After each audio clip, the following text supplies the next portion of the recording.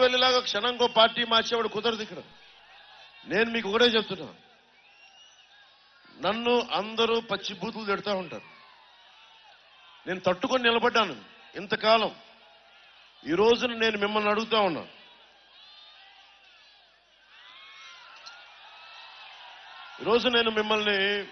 అడుగుతా ఉన్నా, మీరు గనుక మేలుకొనకపోతే, మీరు గనుక గాంధీ గారికి దండాలు పెట్టి భగత్ సింగ్ గారికి దండలేసి ఓటు మట్టుకు వైసీపీకి వేస్తే చేజేతులా మీరు గూండా ప్రభుత్వాన్ని తెచ్చుకుంటా ఉన్నారు.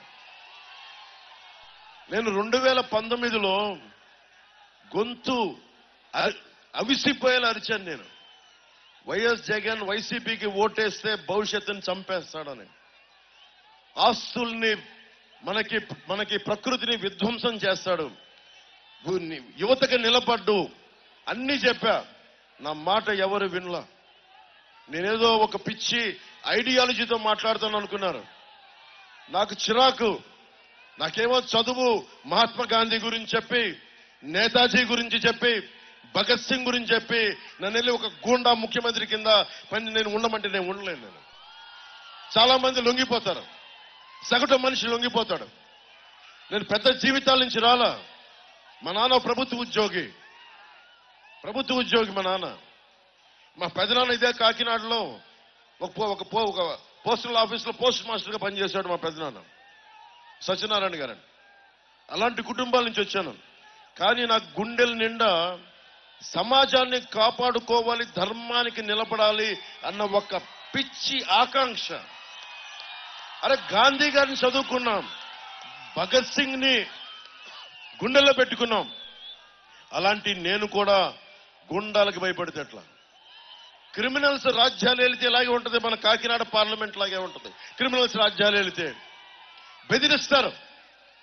జగన్ మాట్లాడొచ్చు, అన్ని మాట్లాడతాడు జగన్. కానీ 30,000 మంది ఆడబిడ్డలమ్మ మిమ్మల్ని అడుగుతున్నా, నా ముందు ఇంతమంది ఆడపిల్లలు ఉన్నారు. మన ఇంట్లో ఒక ఆడబిడ్డ కనిపించకుండా వెళ్ళిపోతే నేను చెప్తున్నాను కదా, విలవిలవిల్లాడిపోతాం. మీకు ఉండదమ్మా బాధ? ఒక ఆడబిడ్డ మీ మీద మగాళ్ళు ఇబ్బంది, ఇందాక ఎందుకు అరిచానమ్మా అక్కడ, మీరు గబుక్కన మీ మీద అంతమంది మీద పడితే నాకు హృదయం విలవిల్లాడిపోయింది. నాకు అలాంటి 30,000 మంది ఆడపిల్లలు ఈ ఆంధ్రప్రదేశ్లో అదృశ్యం అయిపోతే ఈ ముఖ్యమంత్రి ఒక్క మాట మాట్లాడలా. ఎందుకు మాట్లాడలా? నీకున్న చెంచాలంతా చంద్రశేఖర్ రెడ్డి లాంటి వ్యక్తులైతే నీకే ఉండదు ఆడబిడ్డల మీద భద్రత. గంజాయిలు నువ్వు అమ్ముతావు. నువ్వు గంజాయికి క్యాపిటల్ అయిపోయింది. మనకి 25 యూనియన్లని భయపెట్టేశాడు. భవన నిర్మాణ కార్మికుడిని ఇసుక దొరక చచ్చిపోయేలా చేశాడు ఈ ప్రభుత్వం. 25 యూనియన్లు ఉన్నాయి. ప్రతి యూనియన్ ని భయపెట్టేయడమే. పోర్ట్ యూనియన్ అని చెప్పండి, లారీ డ్రైవర్ యూనియన్ చెప్పండి, అందరినీ భయపెట్టేయడమే. ఏం చేయాలి మరి దీనికి? పవన్ కళ్యాణ్ ఒక్కడొస్తే సరిపోదు. అన్నా మీ వెంట ఉంటాం అంటే సరిపోదు. మీ జీవితం కోసం మీరు నిలబడకపోతే, నేను తగ్గించుకున్నాను. ఎవరన్నా ఇంత జనబలాన్ని చూసి ఏమనుకుంటారు, నేను ఎదగాలని కోరుకుంటాడు. నేను తగ్గి కొండబాబు గారికి ఇక్కడ నిలబెట్టేలా చేస్తాం మేము. దేనికి అంటే ఈ నేల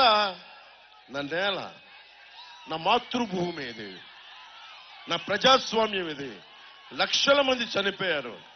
ఈ నేలని నేను కూడా కాపాడుకోకపోతే ఇంకెవడు కాపాడుకుంటాడని ఒక బాధ, ఆవేదన నన్ను ఇక్కడ తీసుకొచ్చేలా చేస్తుంది. ఓట్ల కోసం ఎంతసేపు అమ్మా? ఓట్లు లేకపోతే నేను చచ్చిపోతానా? ప్రభుత్వంలో నేను లేకపోతే చచ్చిపోతాను. నాకేం అవ్వదు. సగటు మనిషి నలిగిపోతా ఉంటే వీళ్ళు మాట్లాడరేంటి? అందరం భయపడిపోతామేంటి? ఆ బాధ తీసుకొచ్చి నన్ను మీ ముందు నిలబెట్టింది, మీకోసం పోరాటం చేసేలా చేస్తుంది. నేను ఈ రోజున మిమ్మల్ని ఒకటే అడుగుతున్నా, నా కోసం ఓటు అడగట్లా. మీ భవిష్యత్తు కోసం దశాబ్దం నుంచి నేను పనిచేస్తా ఉన్నాను. మీరు చెప్పండి, దశాబ్దం నుంచి పనిచేస్తా ఉన్నాను. దశాబ్దంన్నర ముందు రాజకీయాల్లోకి వచ్చా. దశాబ్దం నుంచి పనిచేస్తా ఉన్నా. మొన్న ఈ మధ్యన టీవీలో అడిగారు ఇంటర్వ్యూలో, మళ్ళీ జగన్ వస్తే మిమ్మల్ని చంపేస్తాడు అది ఇది అంటే ఒకటే చెప్పారు, జగన్ వాళ్ళ నాన్న వైఎస్ రాజశేఖర రెడ్డి గారు ఉన్నప్పుడే 2009లో ఆయన ఎలాగ రాళ్ళండి, అది వేరే విషయం. వైఎస్ జగన్ ప్రభుత్వం రావట్లేదు, వేరే విషయం. వైఎస్ జగన్ రెడ్డి గారు, మన వైఎస్ రాజశేఖర రెడ్డి గారు ఉన్నప్పుడే నేను ఆయనతో గొడవ పడి ఒక దళితుల కాలనీని కాంగ్రెస్ పార్టీ ఆక్రమిస్తుంటే పోరాడిన వాడిని, భీమరావు వాడ అని చెప్పి. దానికోసం పోరాటం చేస్తే వాళ్ళు అన్నా, గట్టిగా అన్నా, ప్రభుత్వం వాళ్ళదే వచ్చింది, నేను ఎక్కడికి పారిపోలా, హైదరాబాద్లోనే ఉన్నా. వాళ్ళు చెప్పారు వాళ్ళ గుండాలు వచ్చి దాడులు చేస్తారంటే, అరే నేను భగత్ సింగ్ని గుండెల్లో పెట్టుకున్నాను, నేను అంత భయపడుతున్నాను. గూండాలకు భయపడేవాడు, మన ఏదో మాట్లాడుతూ ఉన్నారు, గూండాలకు భయపడేవాడు పార్టీ పెడతాడా? అసలు ప్రాణాలకు భయపడేవాడు పార్టీ పెడతాడా? పెట్టడు. నేను బతికున్నంత వరకు, నా శ్వాస ఉన్నంత వరకు, నా శరీరంలో ఆఖరి శ్వాస వరకు జనసేన పార్టీ నుంచి నా ప్రజాస్వామ్యం, నా మాతృభూమి, నా నేల, మన తెలుగు రాష్ట్రాలు, తెలంగాణ, మన ఆంధ్రప్రదేశ్, వీటికి నిలబడటానికి నేను ఉన్నాను ఇక్కడ. ఎందుకంటే నిజంగా నేను ఓట్ల కోసమే, అధికారం కోసమే అయితే ప్రధానమంత్రి గారు నాకు ఎంత సన్నిహిత్యం మీ అందరికీ తెలుసు, ఎంత సాన్నిహిత్యం ఉందో. పదవే కావాలంటే నేను వెళ్ళిపోగలను. ఈరోజు ప్రధానమంత్రి గారు లాంటి ఒక దేశభక్తుడికి అండగా నిలబడ్డాం. ఇన్ని లక్షల మందికి, ఇన్ని కోట్ల మందికి వారికి సందేశాన్ని అందరికీ వినిపించాను ప్రధానమంత్రి గారిది. అంత అండగా నిలబడ్డాను. ఈరోజు నేను మిమ్మల్ని కోరుకుంటున్నది ఒకటే, మీ భవిష్యత్తుకి ప్రతి ఒక్కరూ ఆలోచించి ఓటేయండి. ఎందుకంటే నీకు తిట్టడానికి ఏం లేదు ఇంకా నా దగ్గర.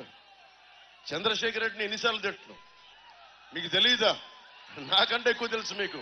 కాకినాడలో ఏం చేశాడో నేను చెప్పాలా? నేను ఈరోజు ప్రత్యేకించి ఎవరిని తిట్టదలుచుకోవాలా. ఎందుకంటే కోపం మీకు రావాలి, నాకు కాదు. నాకు వస్తే సరిపోదు కోపం.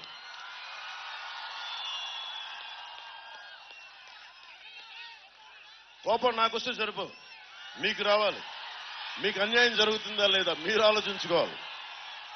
ల్యాండ్ టైటిలింగ్ యాక్ట్ ఉంది, మీరు ఆలోచించండి. మన పాస్ పుస్తకాల మీదేమో జగన్ ఫోటో కావాలి. ఎవరు ఎలాంటి వ్యక్తి ఇతను? దేశం వదిలి వెళ్ళడానికి కోర్టు పర్మిషన్ తీసుకునే ఒక నేరస్తుడు మన ఆస్తి పత్రాల మీద అతని ఫోటోలు కావాలి. మన సరిహద్దు రాళ్ల మీద ఒక దేశాన్ని వదిలి వెళ్ళడానికి పర్మిషన్ తీసుకుంటాడు ఈ వ్యక్తి. 39 కేసులు, 40 పైగా కేసులు ఉన్న వ్యక్తి, అతను ముఖ్యమంత్రి. అలాంటి ముఖ్యమంత్రి వచ్చాడు అంటే తప్పెవరిది? తప్పెవరు చెప్పండి? మనదే. ఎందుకంటే మనం భయపడతాం. 151 మంది ఎమ్మెల్యేలకు భయపడుతున్నాం మనం, 5 కోట్ల మంది ప్రజలు. ఆఫ్టర్ ఆల్ చంద్రశేఖర్ రెడ్డి ఒక మామూలు మనిషి. After all Chandrasekhar Reddy. దేనికి భయపడాలి మీరు? దేనికి భయపడాలి? ఒక్కళ్ళు తలుచుకుంటే, ఒక ఆడబిడ్డ తలుచుకుంటే ఇలాంటి గూండాలు ఒక్క మొత్తం మనకి ఝాన్సీ లక్ష్మీబాయి లాగా ఒక్క వేరే ఇక్కడున్న ఆడపడుచు అనుకుంటే గుండాలు పారిపోతారు.